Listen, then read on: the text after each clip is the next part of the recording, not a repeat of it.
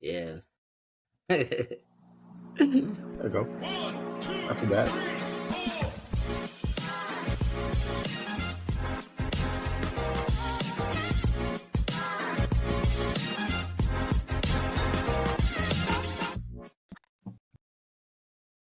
Welcome to the latest episode of Kicks, Cleats, and Athletes. It's your boy, EJ. We got our board ops, JD. Yo. And all things kicks, all things fly, Jimmy Twiz. It doesn't sound right unless you say Young EJ. Bro, It I was doesn't. about to It just go sounds to off. Young EJ. I was about to go to Young You might as EJ well today go I take know, it it back. sounded off. because I felt like I was going back tonight. You know, You threw me off like campaign shot. Oh, that was trash Yo, tonight.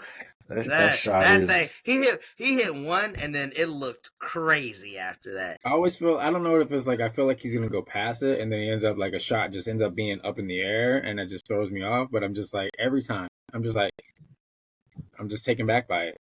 It's just wild. Funny, just random campaign story. Not this is where we were supposed to start, but it's a funny story. I remember when he got back into the league and he started getting busy, and it was against LeBron. And he was just and he told him to be humble. humble. Be humble. He was like, be humble. Which I just thought it was really funny. No, it was funny. It was definitely funny. But at the same time, I was thinking of LeBron, like, who cares, bro? He just gave you the business.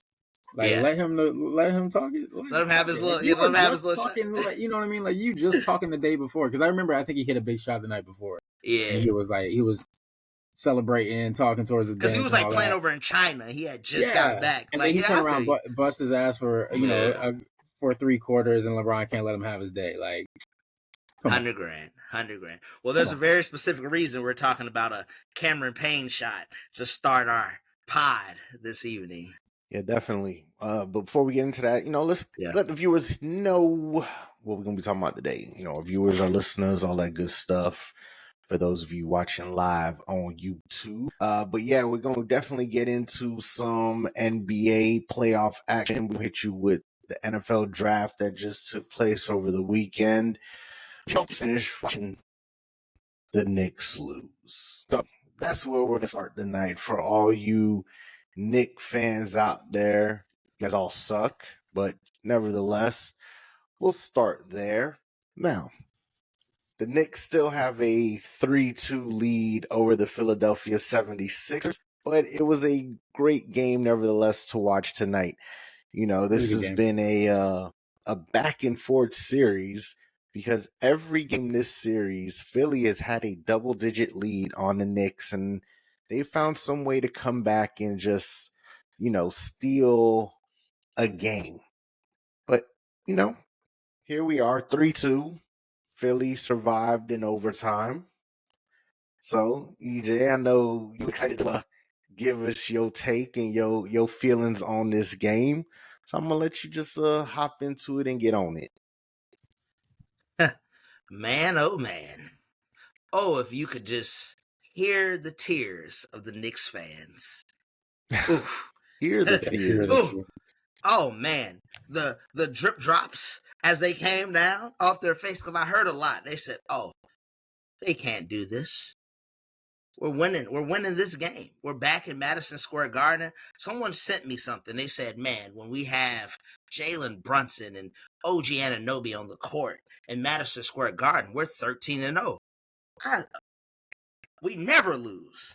Well, man, that man Tyrese Maxey baptized them boys. Them boys saw something they didn't even understand. Legitimately, they've been telling me. They said, oh man, Jalen Brunson is this guy. I saw this man make mistake after mistake in crucial moments. And I'm like, you know what is it starting to remind me of? What does it have a whiff of? That smells like typical New York Knicks. Who could find themselves in such a situation and just soak it up? Soak it up like they typically do. Man, I had text messages. I had people in my face. They said, EJ, you don't know nothing about basketball. They said, we like that. That's what they told me. They were using we like that a lot. Like what? What do you like? Explain the likeness to me. Because if that's what you like, well, Maxey got that memo and he said, yo, that check bounce. You thought you was like that? Oh no. Oh no. And now they up in their psyche. They tap dancing. Because Joel Embiid, I thought he was throwing the game. I'm not even going to hold you. I thought somebody was in Joel's pocket and he was throwing it. And you know who said that? But he did not look good. He looked trash. He looked like trash. Come on, that little triple-double. He's also been playing hurt, though. But he's been playing hurt. My guy. Stop flopping. He's been playing hurt, and he's still out there giving it his all. You act like he's 100%. Tough guy, but I honestly feel like he does it to himself. Like, get your big behind off the ground. So if you flopping, hey, if you that bad off, if you that bad, give the ball to Maxey then. If you're gonna be out there just topping it up all over the place, throwing it left and right, give the ball to Maxey. Because that dude was like, nah, I'm not letting us go out like that. Like I mean, he did get a ball to Maxey. Eventually. Eventually. It wasn't. That man had a triple. He had a triple double tonight. He almost had a quadruple double. Thank you. And what was those? And what was that fourth stat? Thank you. My dog was out there looking crazy, and I know they say he's suffering from the Bell's palsy. He might be. So maybe I'll give him a little grace. But I gotta just give a shout out to Tyrese Maxey because that's the epitome of putting the team on your back. Like, legitimately, when you think all hope is lost, when everyone is like, oh, we got this, he was like, nah, y'all don't got this. I loved it. That's what playoff basketball is about. That's what we watch this game. Like, if you watch this game tonight, this is legitimately why you love the game of basketball. Phenomenal. I got to tip my hat off. I ain't got no hat. I got to tip it off to Tyrese Maxey because that was phenomenal. No, I agree, and definitely a shout out to Pat Kane for, wanting to send the text prematurely. I wasn't going to invoke his name. I wasn't going to invoke his name, Jason. But I did put a cheesesteak in my Amazon cart for him. I hope he get that. Hope he get that. Oh man. All right, Jimmy T, what do you think? I mean, he went in on New York, so I'm not allowed that. He went in on New York. He went on the Knicks, right? But isn't losing leads like a Philly thing? I mean, don't they always go up and then lose? Like, can't get past the second round, but it's like that's the MO, right? They get up and then they relax, and then it's just like new coach, doesn't matter. First and foremost, Embiid is a real tough dude. Like I hate the flopping, but he's fighting through a bunch of injuries and he balled. Like he did look like he's throwing the game away at the end of the game. 100%. I was just like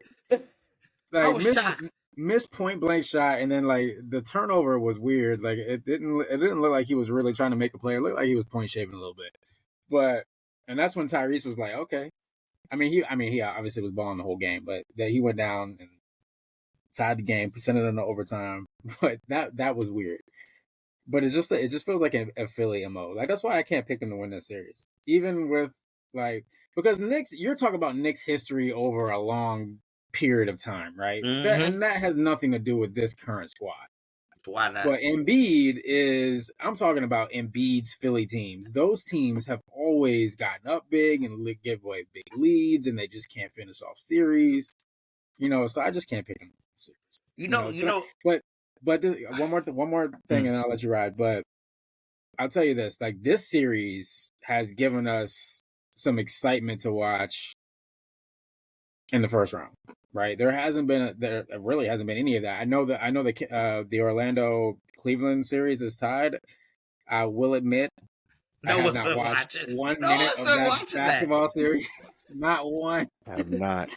It might be the only first round series left on at some point though. So, but I tell they you got it on what, though, NBA what's funny TV. about that is they it's are the one treating it like series that they not streaming on anything big. NBA TV or it's like on the local. And it's always channel. and even it's always at the same time as like the other 7:30, 8 o'clock game. So I don't know. But I haven't even like. You know what? I lied. I did watch 1 minute because I was looking for the Braves Marlins game one night because it said Braves Marlin on my guide, and I turned it there, and it was the Cavs and Magic. So I did watch a few minutes of that for a little while. But that's what I got to say. So that's funny. A Knicks fan told me this when we were watching it because they were really like, I live in New York, so they're just really in your face and vulgar and disrespectful with the way that they speak. Like, they like that. So, you know, I'm always cognizant of how I deal with them because, you know, usually my energy is pent up because I'm like, yo, y'all suck. Like, what you think? Like, you got to show me something before you like that. But he said something to me. He said, yo, in this series, he was like, it's been Tyrese Maxey. He was like, people, you know, kind of feel like because Joel had that 50-point game that, you know, he's the reason that they've been in this series. But he was like, Tyrese Maxey hasn't missed a step in every game. He was like, he'd been like that. And tonight he showed it. He was like, okay, like I don't care what it takes to win this game. I'm going to win it. And that's the mark of a winner. I feel like you take that type of energy. If I'm Nick Nurse, I'm like, hey, scratch the game plan. I'm taking Tyrese Maxey to the side like Al Pacino did Jamie Foxx in Any Given Sunday. And I'm like, you him now. Like Joel Embiid, he tricking it up. He tricking it up. Like you are a guy. Like whatever you see fit, I'm gonna back you. The shots you take, I'm gonna back you. The plays you make, I'm gonna back you because Joel, he's not healthy.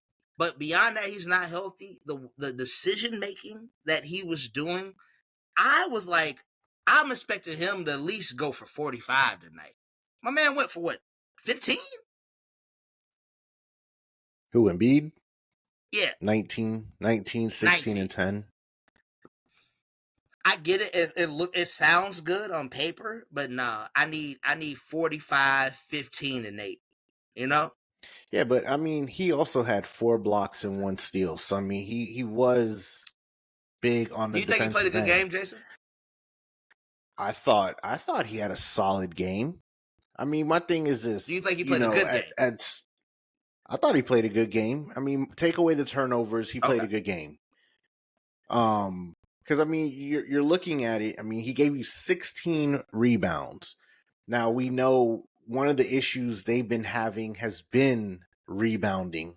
You know, the Knicks been getting a bunch of offensive boards, second chance points, and that's what's killing them. I mean, that's what killed them in game 2 when they didn't box out. You know, it killed them again in game 4, that game 4 in Philly. And even at points in time, parts of this game, it killed them.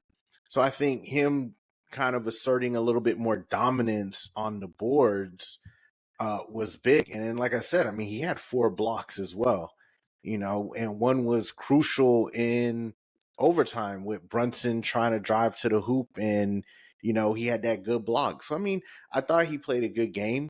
You can't expect him to do everything. I get it. He's your superstar, but he can't do everything. That's the whole point of having, you know, teammates and another all-star caliber player on your team that could take over a game.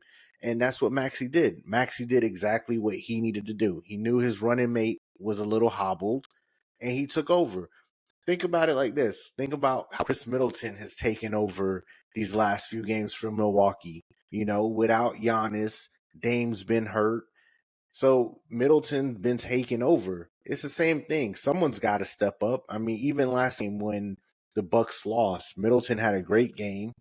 Brook Lopez stepped up. So people have to step up. And Maxey did exactly what Maxey needed to do.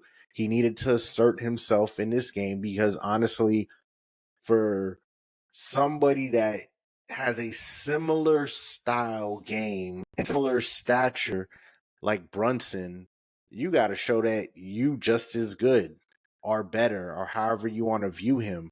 And I felt like he did that tonight. He showed why he is, he could be an all NBA type of player down the line, why he is an all-star, why he won what most improved, right? Yeah, Did he get most improved? Yeah, Yeah, so he did. you got to show why all of these things matter, and I think he did exactly that. Okay, so I guess I'll just ask you this: who?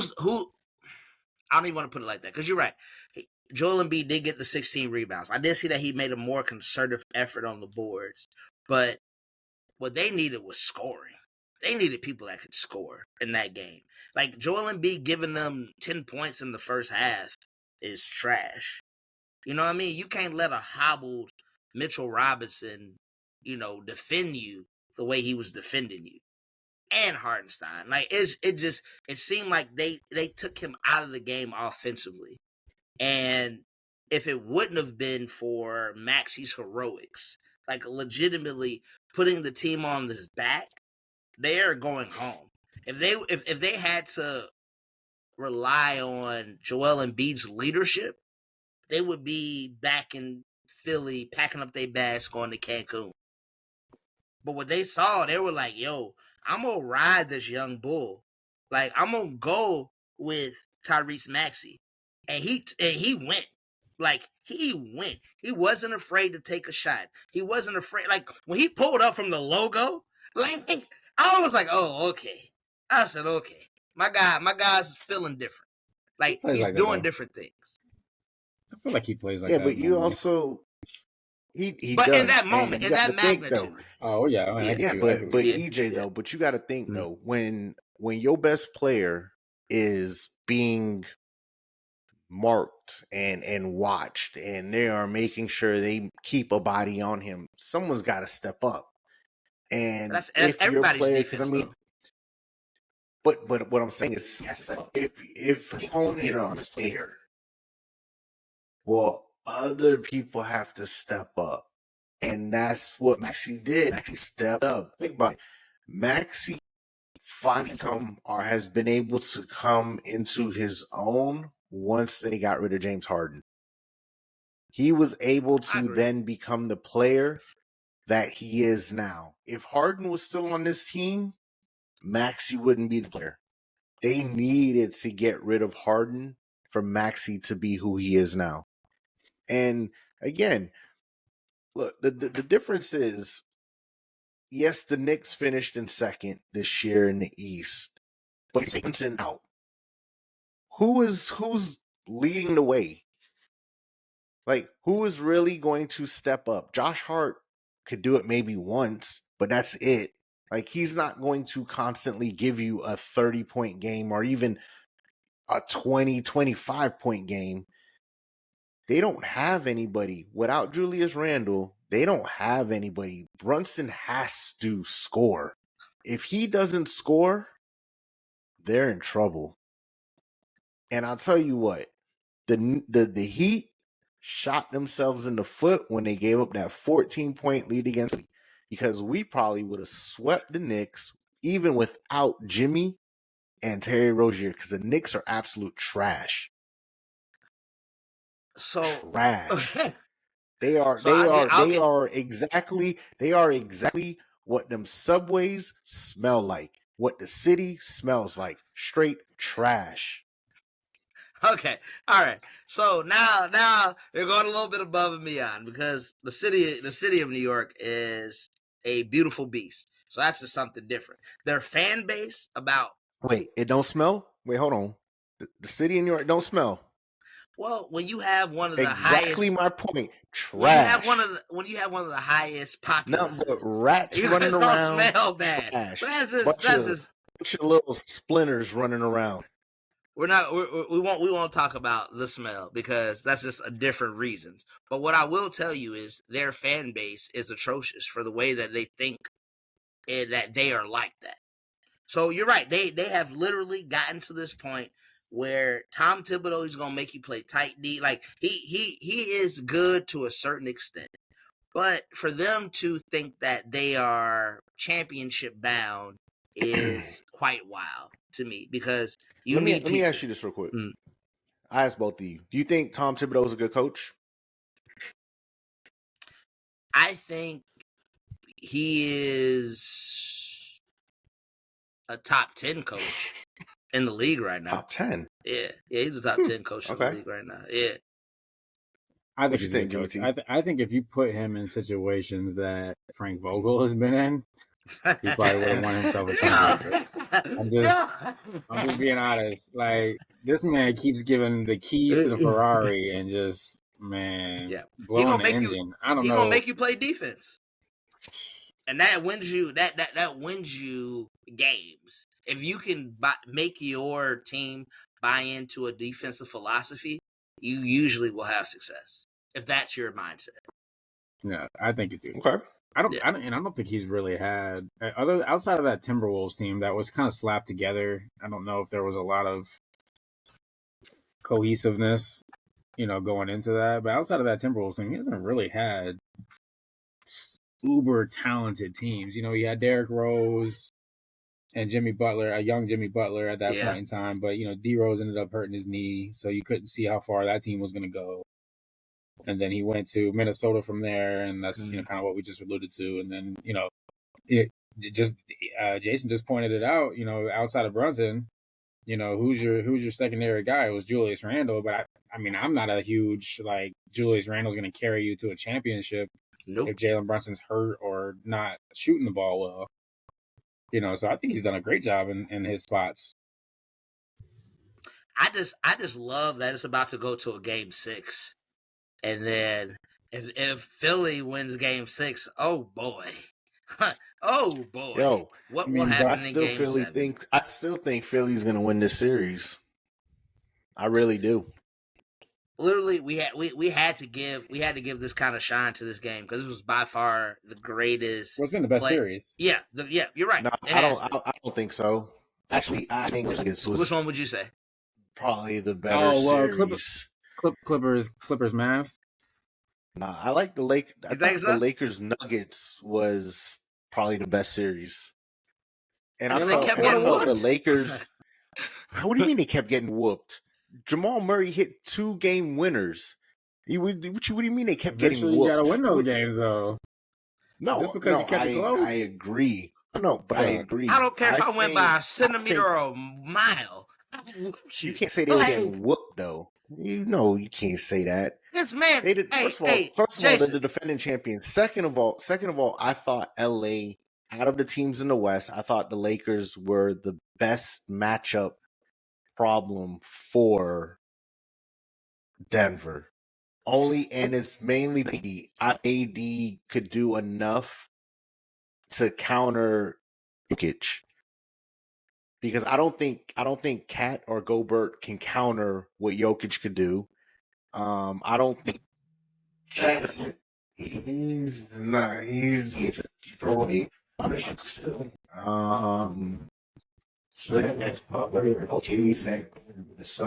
who do they play next? The winner of the Minnesota series?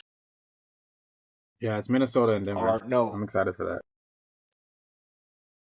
Yeah, that's what I'm saying. I don't think neither Cat nor Gobert can handle Jokic. AD was probably the toughest matchup for him West. And that's why I felt they would have a good shot at really giving them a run for their money. Which they did. Like I said, Jamal Murray hit 2. So, and at buzzers, so at buzzer beaters.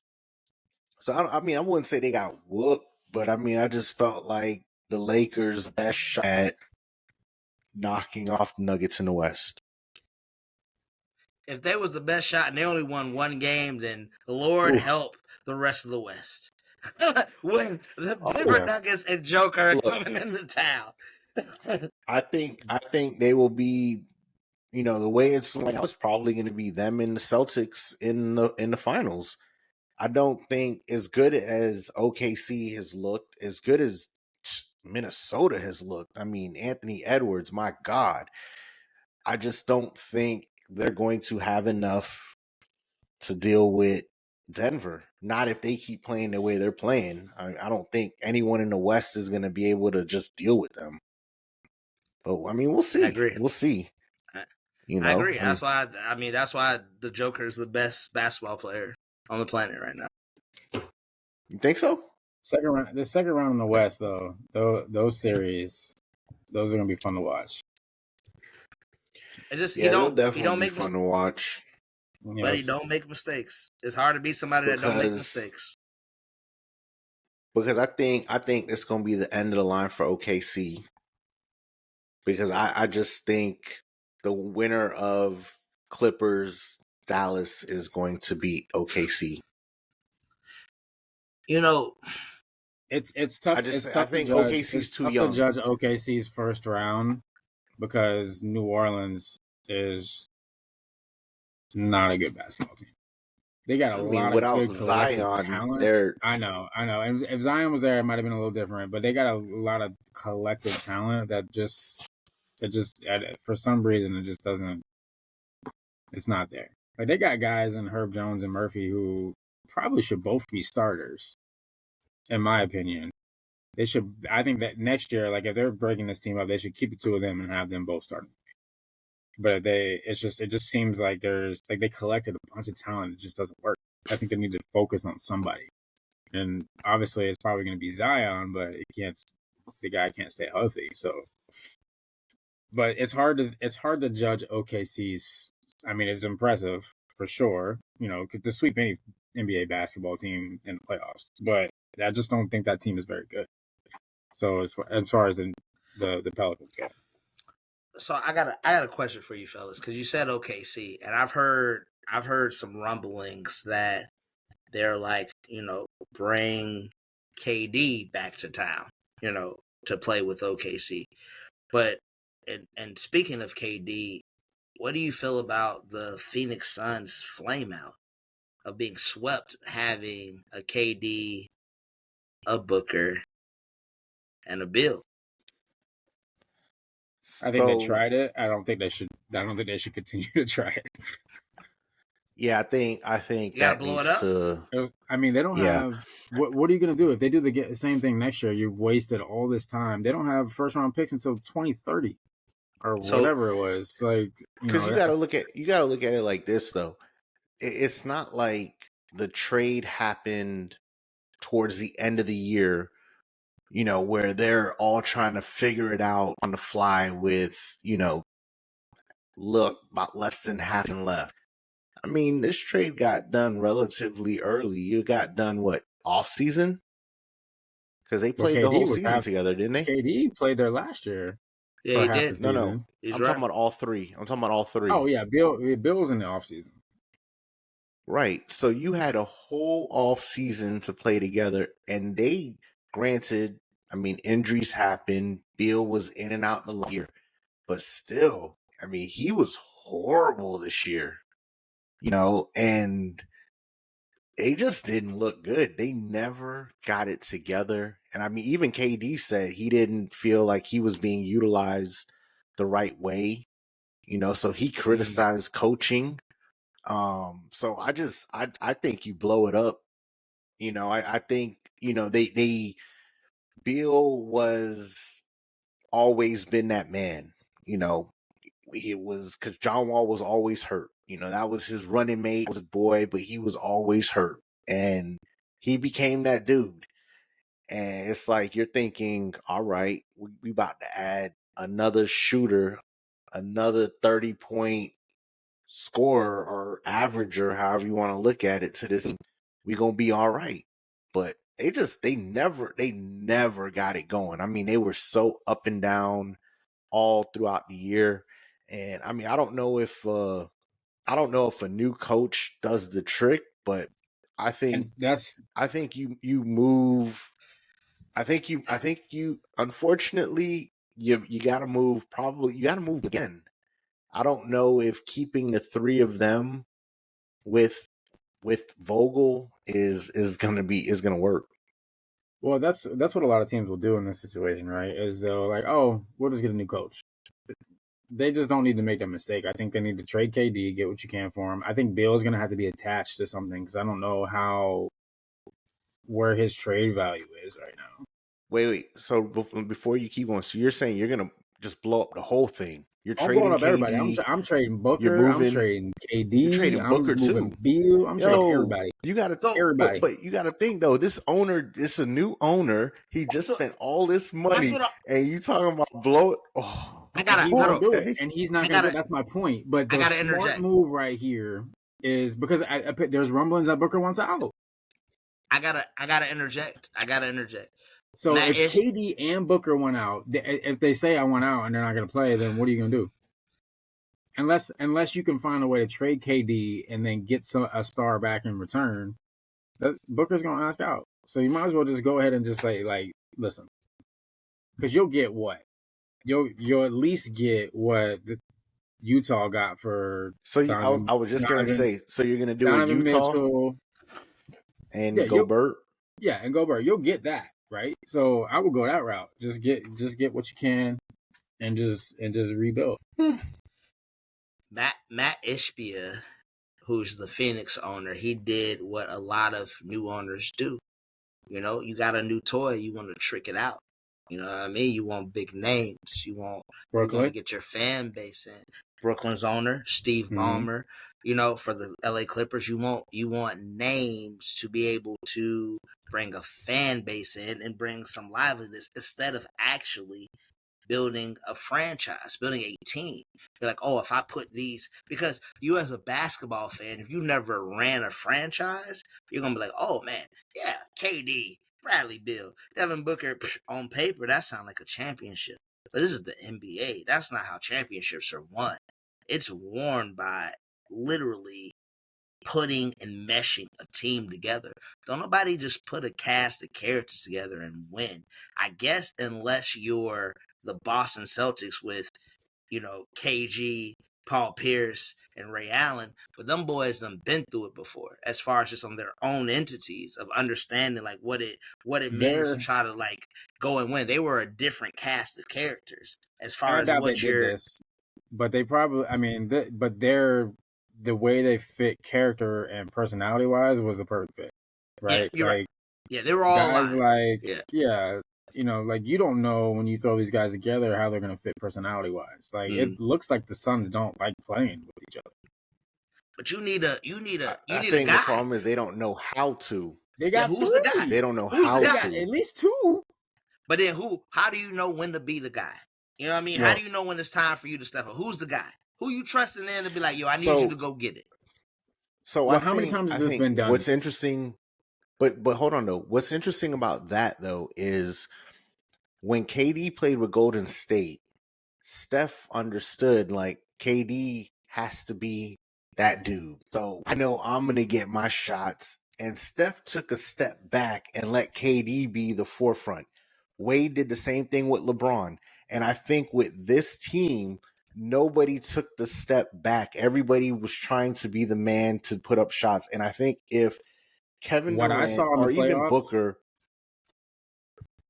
What I saw in the playoffs, sorry to interrupt, Jason, but what I saw in the playoffs was that they were all taking the step back. Nobody wanted to be the man. Like they didn't want to step on the toes of the other dude. That's what they looked like to me. Right, but the thing is, they never established anything during the season. And that's the problem. It was like it never was established on who is going to take the reins. And now you get in there, and I think that closeout game I don't even know if Bradley Beal scored a point in Game 4. I think he had 0 points in Game 4. I gotta go back to watch. And it's like. So Jay, you said something where he was appreciated. You said something, and it was quite profound. You said you used Steph Curry, who had already won a championship before, already had a championship before KD ever came, and he could delegate. He can be like, you know what, I already won this, but I need something extra to help me win another one. So I'm okay with delegating. And you use D Wade with LeBron. I already had this, so I can just go ahead and delegate to Bron because I already got it. I already know how to win. Like at the end of the day, you come in here, like I already got the chip, but now I can have you. I can be like, yo, it's your team, and I'll help in all the ancillary ways. And that's something that again, if you're looking at this context, it should have been KD to be like, yo, hey, Book, yo, like, I need you. Like, if you gonna get it, like, I need this. It's your team. I'm coming to Phoenix. I'll do everything else that's necessary for us to win. I'll get Bill on board because I got the cachet. I got the chips. I can bring my hardware to the table. I can put my 2 rings on the table and be like, yo, I can show you how to take it there. If I am the 2-time MVP, finals MVP that I say I am, then I should be able to be like, yo, you know what? Young Buck is yours. I can fill in there. I just think that KD is not made up mentally like that. And I think that Golden State was the perfect place for him to go. Because legitimately, their whole concept is get guys open shots. Get guys open threes. And if you got a guy like KD and you got to commit a guy to Steph. You got to commit a guy to Clay. That's one-on-one for KD all day because you're not going to double him. It's going to be 2 people up. You know what I mean? Like, you can't. So I think that when KD decided to leave OKC after they got walked down from up 3-1 and lost that, he went there. That told us everything that we needed to know about KD's mental makeup as a leader of a basketball team. So now you got 3 people on a team who aren't leaders of as far as winning franchises. You got a problem on your hands. You got names, but you don't have winning culture. You don't have a winning DNA based off of that. That's my opinion on it.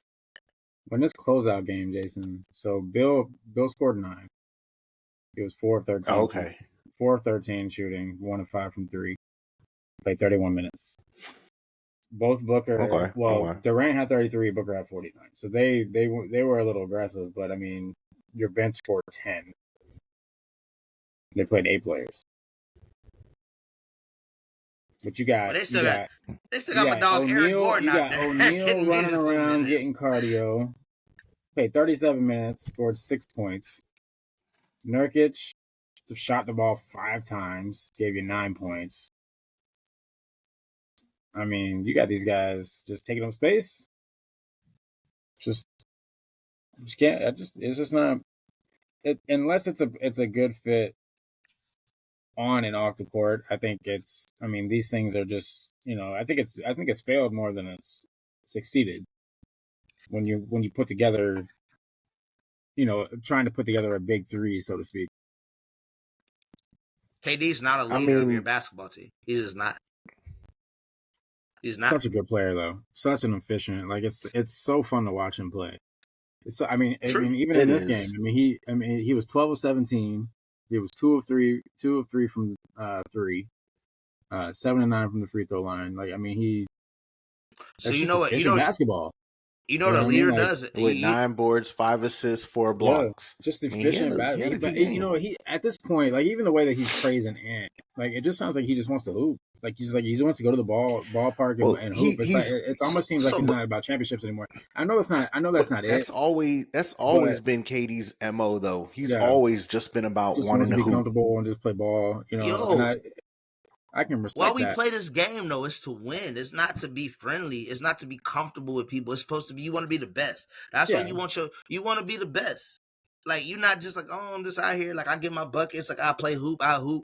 No, if you gonna be the guy, be the guy. If you say you gonna, so if you don't want to be the guy, if you're like I'm just a basketball player, I'm just a part of a cog.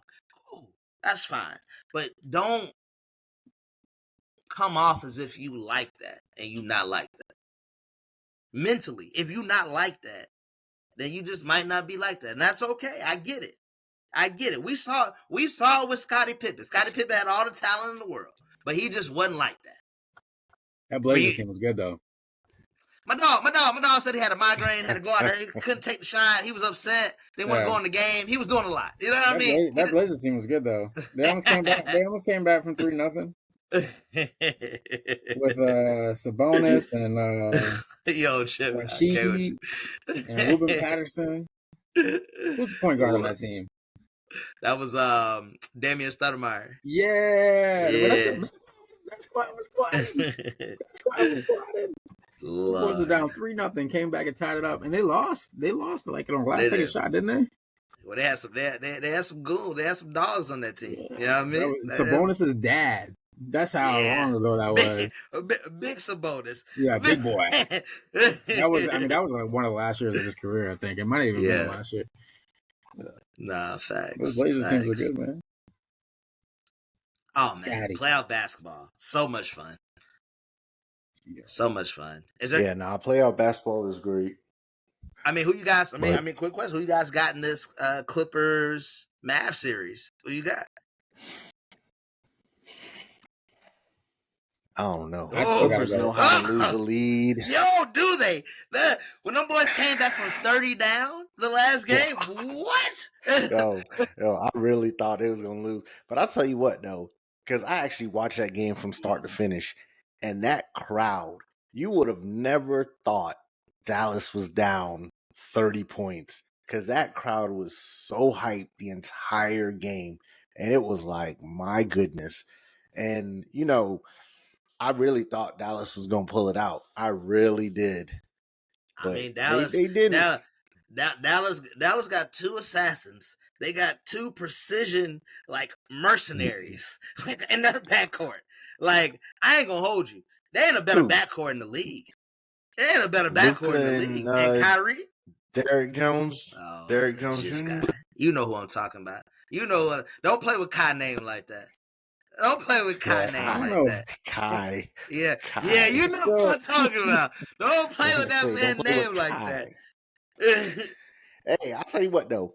He put on some moves, and I mean, because Luka was struggling and Luka was in foul trouble, and he definitely took the game over and kind of get them back in it. And I mean, even down the stretch when they finally got the lead back, and he was like, he drove to the hoop and ended up switching hands. And I'm like, my goodness gracious. But his skill set is out of this world. His skill set is out of this world. But I've never seen anything like it. Nobody's ever said anything about his skill set. We just say he needs to be Batman. I mean, he can't be Batman. That's all we say. Like, he can't do it by himself. He's failed. He destroys teams. He needs somebody that can run the team and be the guy. He's just not him. And it's okay. He's great for entertainment. Nobody is taking away his skills or anything like that. We're just saying he's Robin. He can't be Batman. We saw it in Cleveland. He couldn't do anything. We saw it in Boston, destroyed that. We saw it in New Jersey, Brooklyn, destroyed that, and he got a second chance in Dallas, and, he's understood that, he has to be second fiddle, and that's where he's best suited. It's all good. The same way you just sat here and talked about how Kevin Durant just doesn't have the mental makeup to be, take that step back and not be the man and let Booker take the reins. Well, Kyrie finally did. He realized that he can't do it, and he is letting Luka do his thing. And when Luka's off, he's like, all right, I'll make a couple baskets, I'll razzle dazzle, I'll give the crowd something to cheer about. And then Luka, you could kind of finish doing your thing, and it's okay. There's nothing wrong with that. There's a lot of Robins in the league. It's okay to be a Robin. It's not everybody is meant to be Batman. Kyrie ain't no Robin. Batman needed a sidekick. Well, you want me to call him Alfred? He could be Alfred too. Alfred was like another sidekick to Batman. So, I mean, hey, it's whatever you want to do. However you want to look at it, Kyrie just ain't Batman. I mean, if it was the Harlem Globetrotters, yeah, I could give you Batman. But it ain't. It's the NBA. So he's Robin. The man is unguardable. But I'm not even going to go into you why he's unguardable. But he's literally, there's nobody in this NBA league that can guard this man. Unguardable. But anyways, I didn't say anything about his skill set. I didn't say anything about his skill set. You really trying to try? I'll give you that, like, bro. Like, I'm not talking crazy about because I'm saying he's a Robin. I'm trashing him. How is that trashing him? How is that trashing him? How is he EJ? What team has he been on that he's led the team as a Batman? I promise you this. Come on now. Keep stepping your way through this one. I promise you this. Had he been on that Phoenix Suns team, they wouldn't have got swept. I bet you that.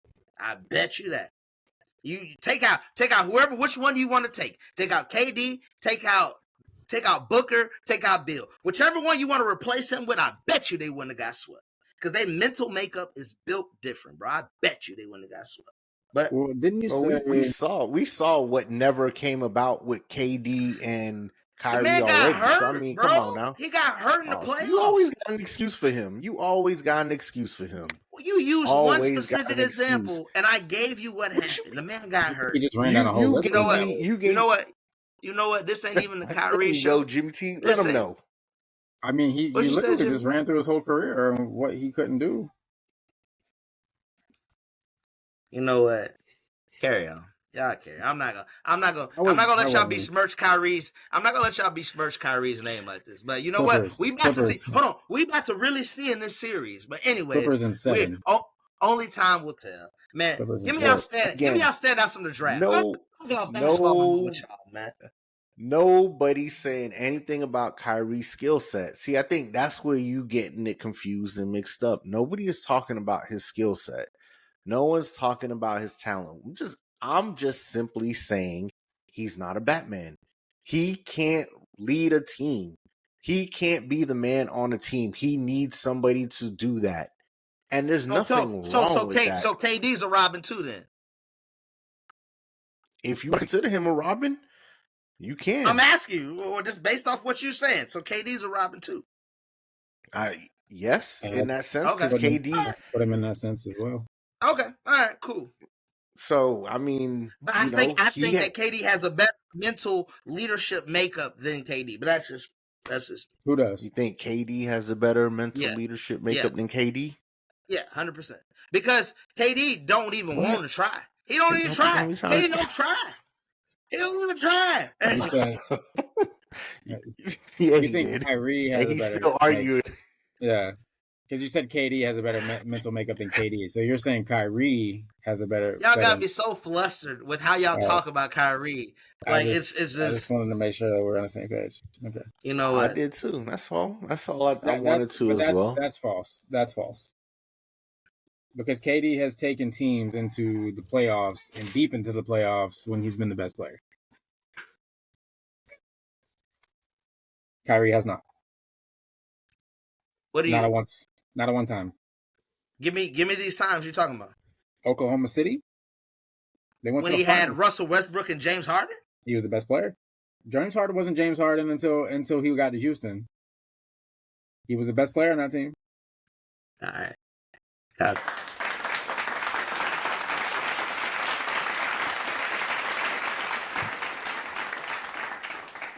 There's a reason that Houston gave James Harden the money that they gave him. I'll just put it like that. Because they were desperate for a star. That man should have never been a sixth man on that team, but that's all good. It's all good. Let's continue. We can talk about this forever because you guys are wrong. I mean, we'll jump to... I mean, before we jump to the NFL, is there any other series y'all want to talk about? I mean, you know... I guess we could listen to a few more absurd takes from EJ. Absurd, man. The absurdities come from you two.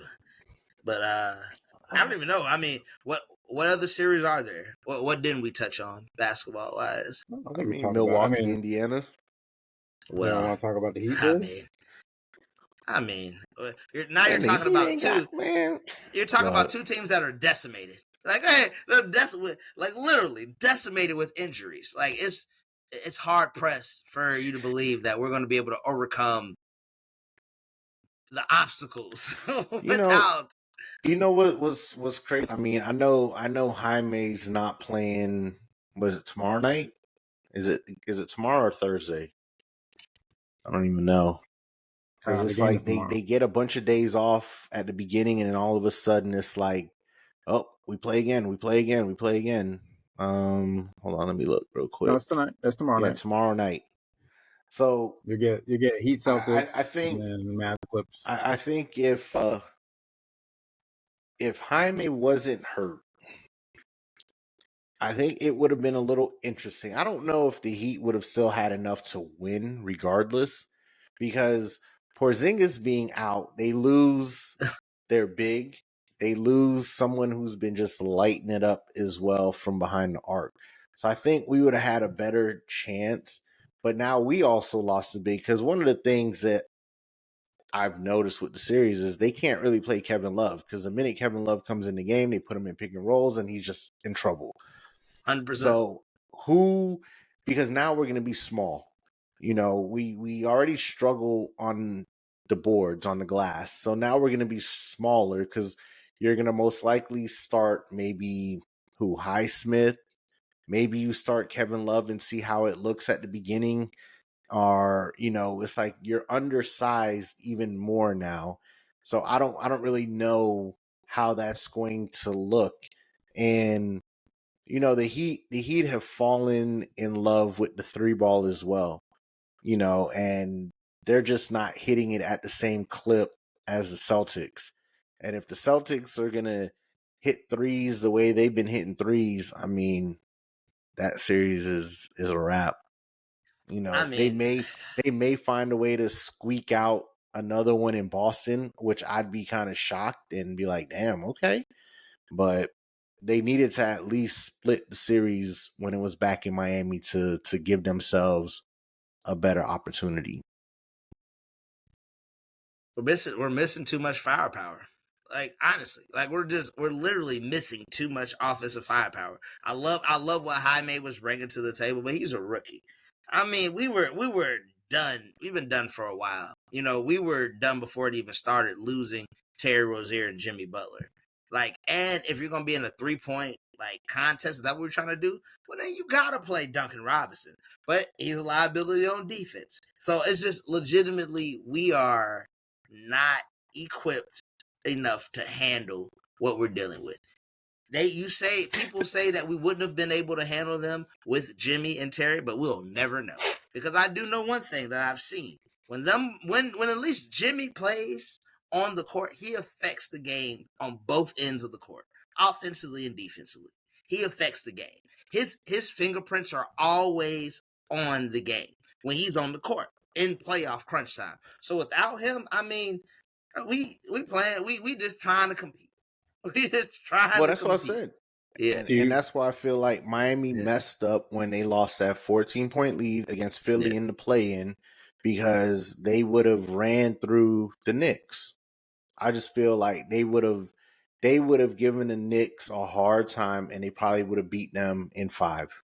Well, you're right. If they would have swept them. They don't have a Jason Tatum and a Jalen Brunson and a Drew Holiday. Yeah, you're right. They don't have all these things. They do have a Brunson. Oh, I've been a Jalen Brown. Yeah. There was almost some honesty coming from EJ finally about his squad, and then we went back to the injuries. You didn't care about injuries. You didn't care about injuries. You didn't care about the injuries of your foes last year, though.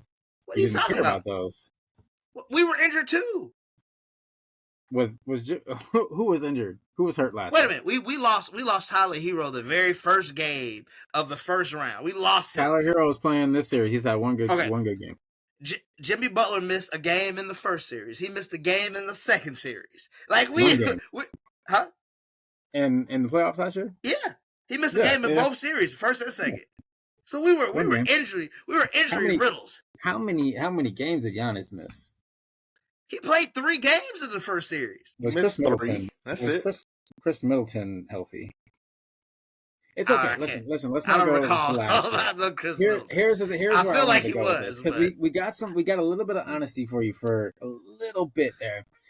So my question, and Jimmy, I trust. We've already had this conversation a little bit, so I know Jason's answer to this, but I want to ask EJ: do you want the Heat to run it back with this same team next year?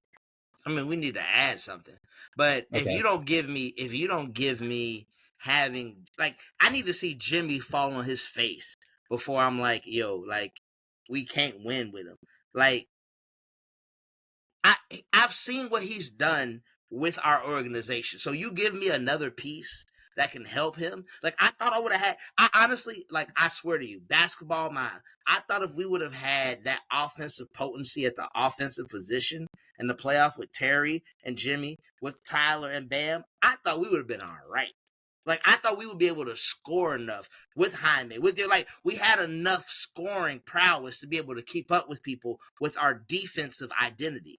But when you lose freaking 40 points from the starting lineup, it's tough. It's going to be tough for anybody. Yeah, it is. Like, and you I guys mean, it kills your rotations as well because, I mean, Jaime was coming off the bench and now he's starting, and you got who else? What? Let's see. Hero.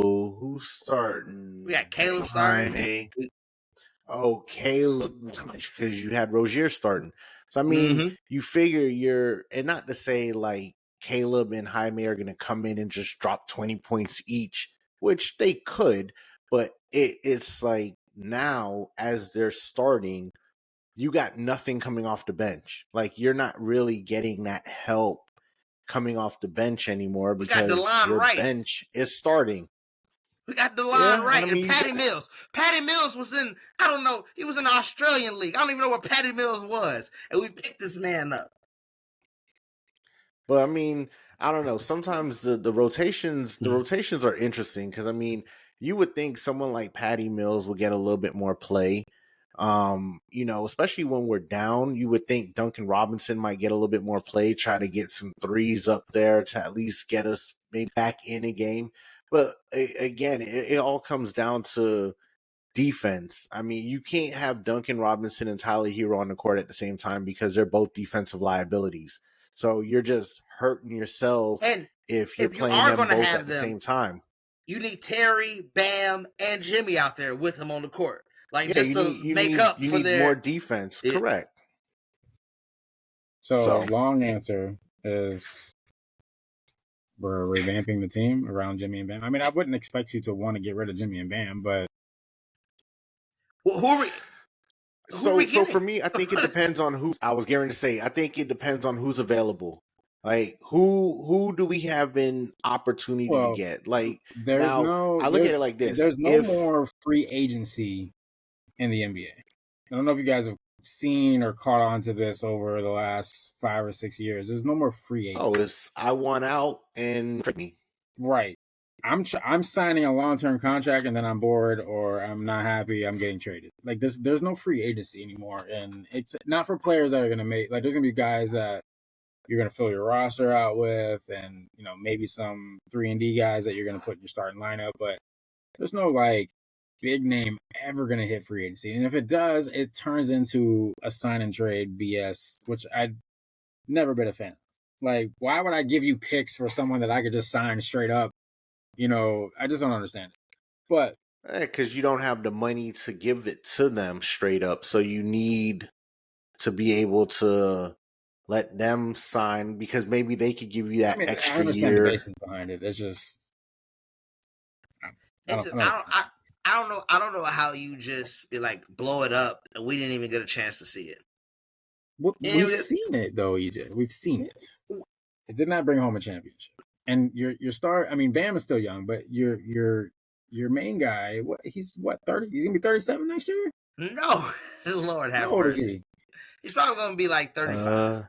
Maybe 35 next year. 35 for a guy who's oft injured. He's not oft injured in the playoffs. This is a freak. This is just a freak said he missed a game in every series last year. 2 games. That's pretty injured.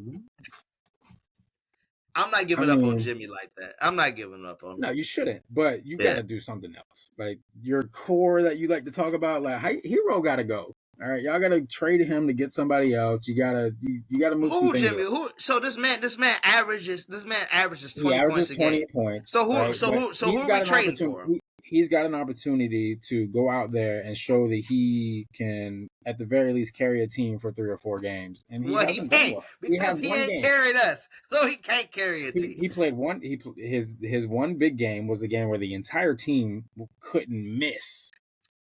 And other than that, he hasn't really played like a top dog. Like he seems like a guy that to me he's overpaid, but he seems like a guy who's a great sixth man that you want to have a spark come off the bench, and I just don't know. So I mean, you got to get what you can for him. We tried. But like y'all can't be you can't keep trying to fill the team with YMCA players. Okay, we gotta move forward. Sir, we tried to get Damian Lillard in the offseason. You act like we didn't do everything within our power to get Damian Lillard. They just would not trade him to us. Like we had nothing else to offer. They wanted Jimmy but hasn't Pat Riley sat on his hand prior to Damian Lillard this past summer? Hasn't he sat on his hands for this like a few previous off seasons where he just didn't? No, he builds through the draft and he goes through the bargain basement, like people that he could just be like, you could fit our culture. So he'll go get a Vincent paid. He'll go get a Kendrick Nunn paid. He'll go get a Max Strus paid. He'll go get these are players that ball out for us. A Derrick Jones Jr. paid, but for us, we pay them cheap. They ancillary players for us. We get them on the low. We let you go to the other teams and they see what you really like. But for us, because come to our culture, Strus ain't doing nothing for Cleveland. What Vincent done? Vincent not doing nothing for the Lakers. What Derrick Jones do? What Kendrick Nunn do? Yo, what Hassan Whiteside do? Kendrick Nunn. You feel me? My dog Pat Riley is a genius.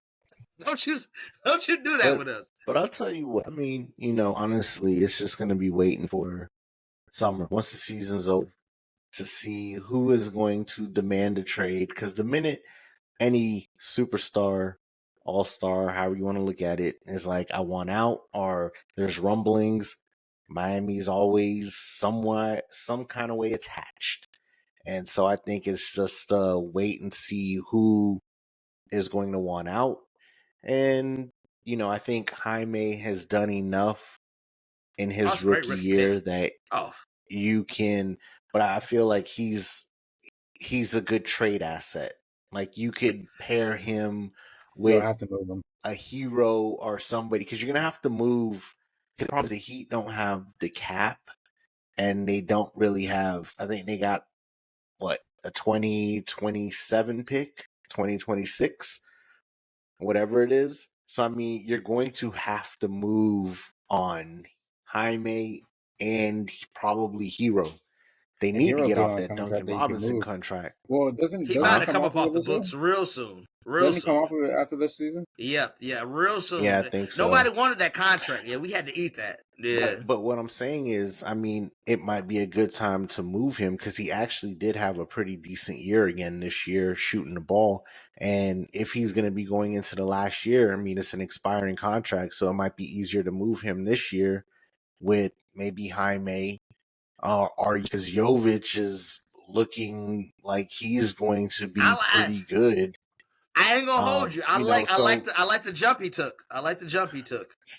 So I think they got some pieces that they could package together to get a player, but I think it comes back to the same issue when we were talking about trying to get Dame. It's like you give up all this stuff, but now what do you have? Now you're really going and you're hitting the basement of bargains and stuff like that, trying to get some players to kind of fill out a roster. And, sometimes it works out, sometimes it doesn't, but I don't know. We'll see. But, let's, because it's getting kind of late. So let's just hit in the top of this draft real quick. So the NFL draft happened over the weekend. It's been a 3-day event nowadays over the last couple of years, doing the first round on Thursday, then 2 and 3 on Friday, and then wrapping it up on Saturday. But this year, they set a record for attendance with in Detroit. So they have a new record of people pulling up to the draft, which was amazing to see. That's lit. But the rates were down over the 3-day event. Wow. Like the first night was up there because everybody's wanting to watch, the first round pick. But then it seems like as it got into especially Saturday, it was kind of like, out of sight, out of mind. because nobody's really focused on, rounds 4, 5, and 6 and whatever. So, we'll see. But I love let's the draft. just I watch all let's of it. just okay. So what was your who was your winner of the draft? Let's start with the winner. Who do you feel was the winner? Player wise and team wise. So which player that was drafted do you feel was like, yes, he was drafted at a good pick, or this was a great pick? And then which team do you feel, on the overall put together a really good draft? I'll tell you what. I think Arthur Blank understood the assignment. Like he might have messed up paying Kirk Cousins, but he was like, I got the next Willie Beeman. Just wait in the cut. And I can't wait until like Atlanta really just embraces like Michael Penix Jr. Like with that offense, I could just see it clicking. Like I can really see it clicking. And I know why. So you're on this pick. Like I love like it. I love. Hey, you made a mistake. Oh no, I think Arthur Blank understands he made a mistake. He was like, I paid Kirk Cousins all this money, but you know what? Instead of just sitting and idling in it, I'm not gonna do that. I'm gonna go get a guy, and if this guy beats out this other guy in camp, you gotta play him. You feel me? You got to. And if he's going to really be the guy that really my city embraces and can like really just change the forces of my franchise, then I got to go with him. And you got to let somebody else, you're going to have a lot of dead cap money. It's going to harm you. But you got to give, if you want to have a winning franchise, you got to give your team somebody to be inspired by, somebody they feel like they can win with. And in Atlanta, I just don't know if Kirk Cousins is that guy, because he ain't been that guy nowhere else. He ain't won nothing. He make all the money and don't win nothing. I'll tell you what. I didn't know that EJ and I are going to agree on this. I know people are ripping the Falcons, but two things here. One, like, and at first I was like, dang, that was awkward, because you weren't expecting it, right? Like you were kind of like shocked that you felt like they were going to do, right? But I've already said on this show how I feel about Michael Penix Jr. I think he's going to be the best quarterback of this draft class. So the pick itself, when you're getting a guy, so next year's draft isn't really supposed to be QB rich, right? And great teams always draft a year ahead of their needs. Kirk Cousins is basically on a 2-year contract. There's no guaranteed money after the second year. So I really, and a lot of people, when they watch the draft, they get so emotional and they're like, they think the first round pick is going to make or break your draft, right? Like the team is not going to be based on one pick. You gotta build good drafts or to build a team. But if you miss on a pick here and there, it's not going to be like forever the end of the world. Now you got to make up for it in some form or fashion. But watching what happens with Green Bay every time they do this, right? Watching what happened with Patrick Mahomes, watching with some of these, like I'm more like the player needs to play to get the reps. Like I'm always going to be that guy, but can't really argue with Green Bay's done, right? And this was what, 3 years before Love played? Yeah. Right? Yeah, he said they already have weapons around them. Love was also much younger. Penix isn't. He's 24. Penix is like acting like he's 30 coming out into the draft. Like he was a 5th-year guy. Yeah, but you gotta know Penix is 24, and you're talking about probably sitting him for 2 years. So by the time he finally starts, you're talking about a 26. You draft obviously you draft a guy, you want him to be your guy for 15 years, right? You get 12 years out of Michael Penix Jr. That's But pretty Jimmy, darn good. Think about That's this more though. than most players do. You're talking about drafting a 24-year-old, probably played when he's 26, who has 2 torn ACLs, a shoulder issue. So we're not talking about like this young whippersnapper who's coming in. We're talking about someone who has been dealing with some serious injuries. And as you get older, injury clean football. So those are things that are irrelevant now. When He played last 2 because he was seasons in hurt last year. Washington. No, he was not. He ended He up played the getting entire hurt. season. He played the entire You season. He sure? got hurt in Indiana he played twice. he played the entire season last year. He played both seasons entirely. Yeah. He's I could've sworn good. he Like, hurt his we've last already year. passed those things. No, he played both seasons in Okay. Washington all through the season. He did. All those injuries came when he was in Indiana. All right. I mean, look, I don't think Indiana's a basketball school. That's why he got hurt. I don't even know why he went there. Even with my apprehension about his age and stuff like that, I mean, I agree. I don't think it will pick, because I felt he's better than Bo Nix. I feel he's better than JJ McCarthy. So I felt like he got drafted where he should have. I think what is baffling everybody is the fact that you just paid Kirk Cousins all this money and then turned around and drafted a QB. So I think that's the baffling part about it. I think if they did not pay Kirk Cousins and they went into this draft like, yes, we're taking a QB, I don't think anybody would have said a word. I think it would have been like, okay, cool. But I think that's where it was like the shock, like, wait, you just signed a QB for 3 years, what, $180 million? And it was 4 years, the draft 180, and then the first 2 are completely guaranteed. So I mean, look, you give him an opportunity, but you also got a guy coming off an Achilles from a veteran too. True, that's what I'm saying. You give him the opportunity to learn from a veteran. Yeah.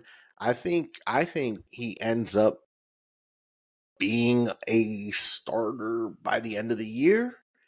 Atlanta's I don't even think Kirk Cousins makes it through the year. I feel like he's going to end up becoming the starter towards the tail end of the year. And I think it's a great pick.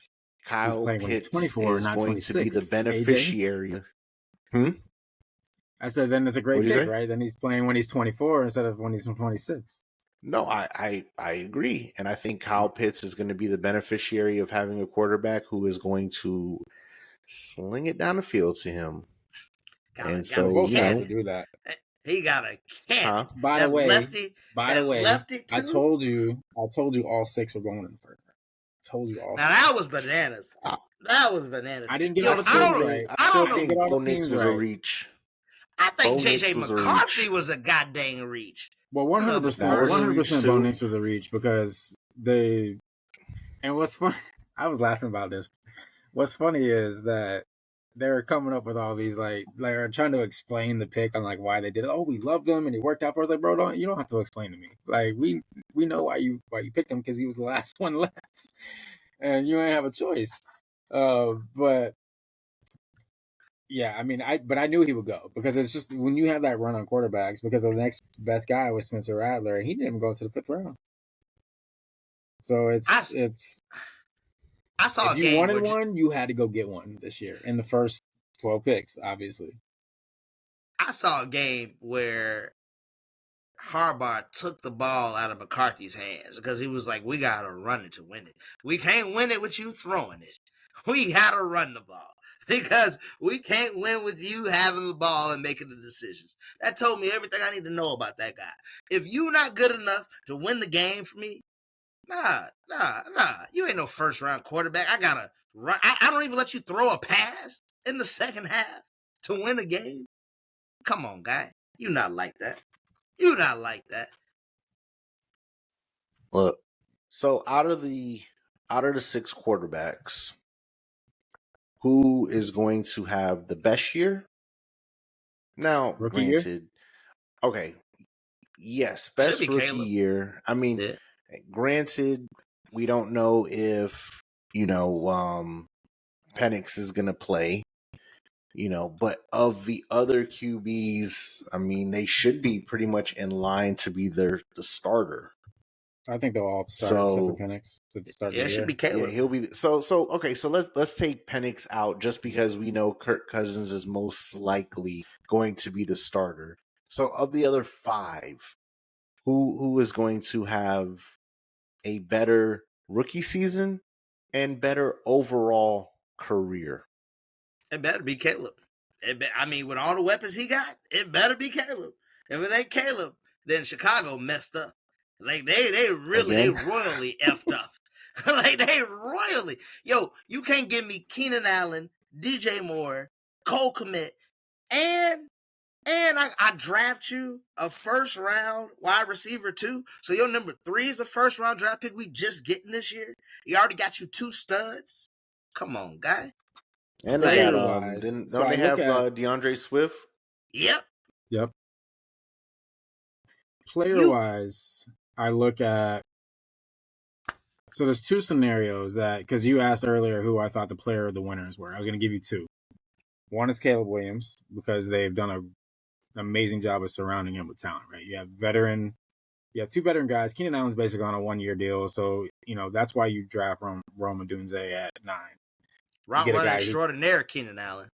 Right, but he'll probably on a 1-year deal he'll probably cash in on one more big payday. He might get it with the Bears, he might not. We'll see. I mean, he's an aging wide receiver. He'll probably get a D-Hop deal where you get 2 years, a lot of guaranteed money, something like that. His situation is set up. However, I don't know how I feel about the coaching staff. Right? The other situation, the winner is the guy that you guys just dumped on, is JJ McCarthy's in a really good situation. Because I love the coach. He's got the arguably top 2 wide receiver in the league. Jordan Addison's there. TJ Hawkinson's there. He's got a decent offensive line. I love the coach. I mean, look what he did with when Kirk Cousins went down with freaking Josh Dobbs and whomever was playing behind there. I don't know. I think they'll put him in for success. But when you have a guy that he can get open on whenever he wants, and JJ, and then Addison did almost the same thing last year, I think he's in a really good spot. I think they'll put him in position to have a really solid year. So I'm leaning more I think Caleb Williams probably should have the better year. I'm leaning more towards McCarthy because of the situation that he's in. I know, because your wife is a Michigan diehard, so you've had to watch a bunch of Michigan games. And the way that you described them taking the ball out of his hands is not how I perceived it. It's just the way that they ran their offense. Okay. Because you're talking about specifically the Ohio State game, correct? I am. Right. They couldn't stop the run. They were bully balling them. You see, that's one thing that, because what will happen is they start throwing the ball after they get 6 and 7 yards every carry. Why even you run the same play till they stop it? Do you not? Like you don't need to throw the ball. Do you think that JJ McCarthy showed you greatness at Michigan? Yeah, but I mean, you also got to look at. There's a lot of players who didn't show you greatness that came into the league and done well. Fair. So like, I get what you're saying, and I get what you're saying. And me personally, I had him 5th in this class. Okay, which is before Nick's obviously was the last one, or the 5th one, but I had him 5th in this class. However, it's. I mean, he's probably. I mean, I like the Bears situation at wide receiver as well, but he's in a really good position to have, a guy that can get open at any time point. It's just one of those things. Like Jettas is like that. So like and I really like the coach. Did you think he was exponentially better than Milton at Tennessee? Yes, 100%. Milton. Yeah. Okay. Did Milton even get signed as an undrafted free agent yet? Nah, that man got drafted, bro. Like, come on. He got drafted. The Patriots drafted. The Patriots drafted. Yeah. They took 2 quarterbacks. Bro. I don't think Drake May's going to be that good. I don't either. I think Drake that's May going be better to than be Milton. We're going to see. That's why they drafted him. We're going to see. They just need depth because they weren't sure. No, that ain't got nothing to do with it. That's just why they drafted him in? Huh? What round did they draft him in? Like 5th, 6th? 5th or 6th. It wasn't the 5th because that's when Spencer Rattler got taken. So I know it wasn't the 5th. Then the 6th. Must have fell asleep during this time. When I was watching, let's see what this guy. I must have fell asleep. I can't believe you even brought his name into this conversation. They're not even. I just wanted to ask you. It's not even exponentially close. Okay. Not even. Okay. Not even. Well, you know what? Time will tell. Did you watch Tennessee play football this year? I did. The man got hurt. Bro, the man got hurt. He did. Speaking of which, they ran Joe Milton out of town because they had J.J. McCarthy in Michigan. Lord. Did they not? Let's see. The 193rd overall pick. What's that? That's like the 7th round. No, because 257. You really put a lot on it. That's a 6th round. 6th round. I just think you anti-Milton, but it's okay. I just didn't think he would get drafted. I mean, he's got such a big arm, but there was zero accuracy. Zero. But I mean, I get it. Like people, you draft people for traits and all that stuff. Yeah. I mean, you do. So, I mean, it'll be interesting to see how these rooks. I think Sam Darnold's starting over McCarthy, though. But that's just my take on that situation. Well, I think they said he was. I think they said he's the starter. Game three, McCarthy heading into. Yeah, because Sam Darnold just sucks. So I mean, yeah, I don't think Sam Darnold's good. I'm pretty sure he's. And I don't think Justin Jefferson's gonna be like, listen, y'all want me to sign a deal for $30+ million a year? Y'all gotta tell me that the young boys. I don't want to play with a dude that's been tossed around the NFL. I mean, hey, he went to learn from Brock the Great. You know what I mean? So no. He didn't go learn from Brock. He went and learned from Shanahan. You see. At the same time that Brock they drafted a quarterback. Because Sam Darnold left. They need a backup. Well, it had to have been higher than they drafted Purdy. Because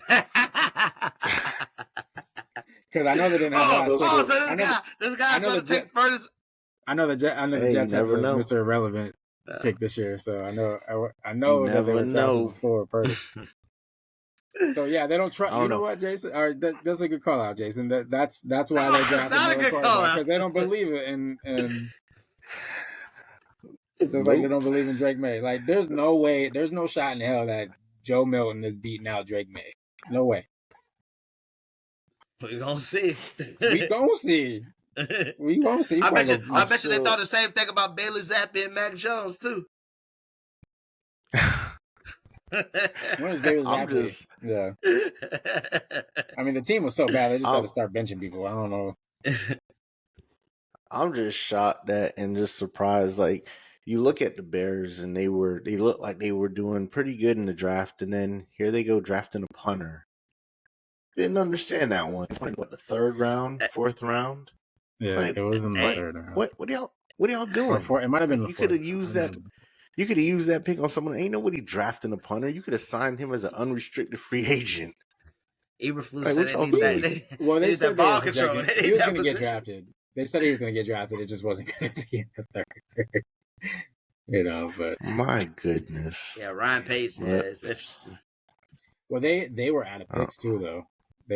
So I guess they wanted to get a guy under a 4-year contract because there was nobody left out that they wanted. Because they were top heavy in the draft this year. They didn't have any. I don't think they had anything past the 4th round. I'm saying you could have got out of that second first round pick that you had. You know what I mean? And got a lot more. No, I think I would have traded. I think Odunze was a luxury pick. That wasn't no necessity pick. I agree. I would have traded that pick for a first next year. And because my thing is this, it's not like you don't have receivers already. You already got 2 big receivers on the team. Bonafide. You got a tight end. Like, I don't Allen's feel only like on a 1-year deal. But still, but my thing is this, Jimmy, if you trade out of that pick and pick up a first next year, you figure you're going to get a first next year and maybe another pick in the draft this year. So you're just gonna do that every year and just not ever use your 2 first-round draft picks? Like, this was a year that you could get a guy. First of all, the receiver they took, they didn't need him. Of course they did. No, they didn't need him. It's only so many balls. Get your quarterback up for success. But you have 2 bona fide receivers on the team already. My thing is this: I hear one you. is going to I be hear gone you. after this season. I So it I like hear you. you want to And if set your he's quarterback gone, up for success this year look, and going Jimmy. forward. So now you have them paired for 5 years together. So is Odunze a generational talent? Odunze's a baller, bro. He's I'm gonna just be. asking I a think question. he's He's a generational talent. I think he's gonna be. I personally think he's gonna be better than Marvin Harrison Jr. I don't think so. Oh, sir, sir. That's now that is a proclamation. I think he's gonna be better. Oh, wow. I mean, okay. Well, we all have thoughts and opinions. That we do. But you know what? Well,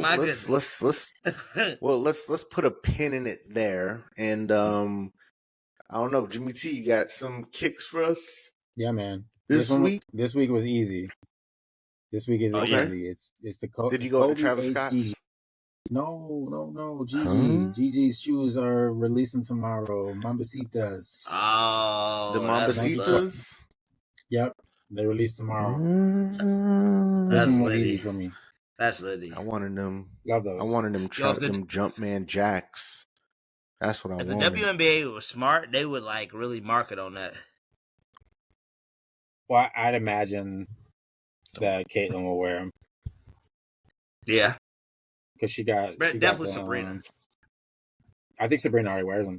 I think I know 100% she wore them in her first game in the WNBA. I know for a fact. I don't remember what color it was, but I know for a fact she wore them. But okay. I mean, so Caitlin got that deal though. Yeah, she got that Nike joint, right? She got the squad. Yeah.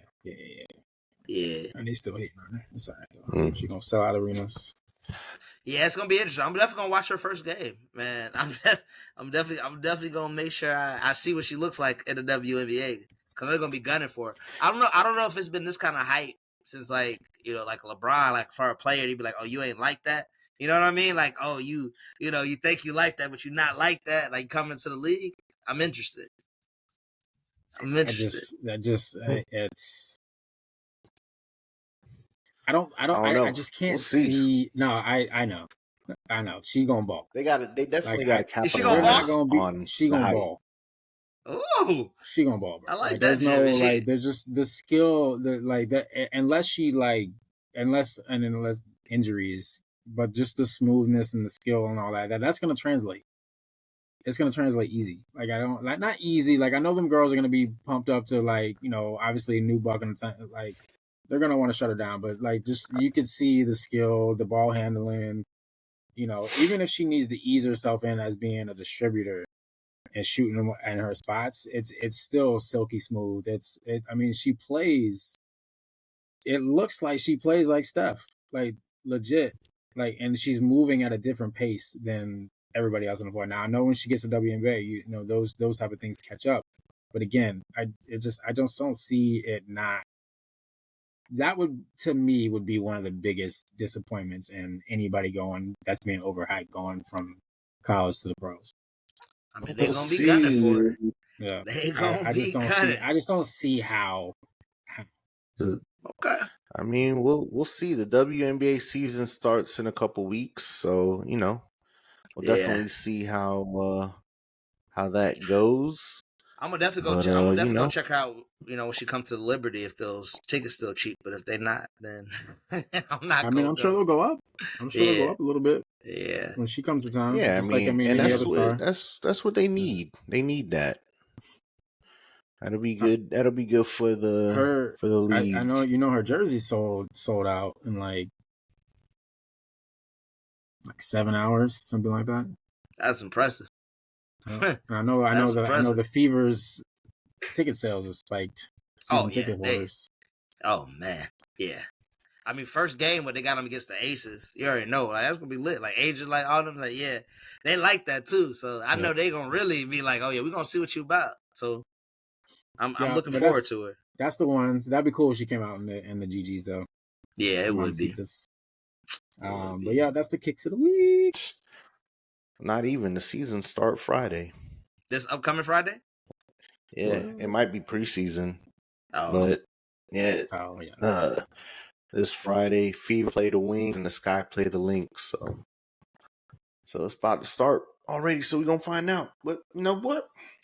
We'll leave it there because I know one thing that we definitely need to talk about next week that we didn't touch on at all, and it's gonna be a good conversation to have.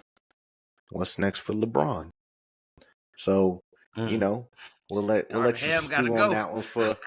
We'll let you stew on it for a week, and you know that'll be something we definitely need to get into next week. But as always, another great night, another great show. You know, tune in. Unfortunately, this one wasn't live for all to see. I don't know. I got to figure out what happened now. But you know, it will be streaming on. The video will be on YouTube, so check out the channel, Kicks, Cleats, and Athletes, Spotify, iHeart, all that good stuff. Kicks, Cleats, and Athletes. Follow us on Insta, all that good stuff. But as I said, another good night, another good show. Thanks for listening to Kicks, Cleats, and Athletes. We out.